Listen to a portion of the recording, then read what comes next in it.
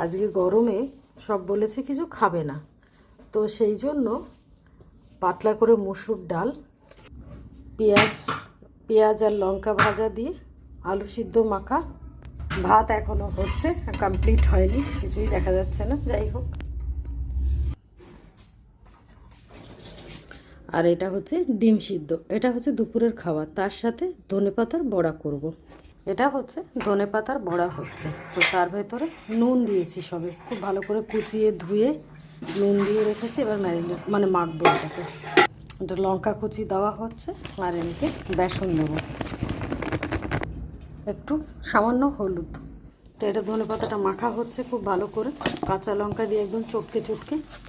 তো এটা আমার মাখা হয়ে গেছে। আর কড়াইতে ওদিকে ওই তেলও দিয়ে দিয়েছি, তেল গরম হয়ে যাচ্ছে।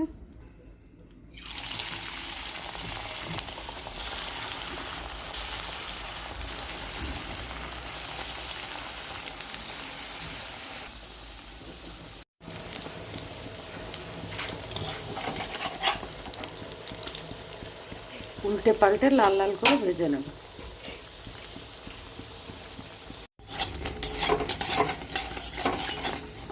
এবার হয়ে গেছে, এগুলো সব তুলে দেবো। তো এইভাবে আরগুলো ভেজে নেব।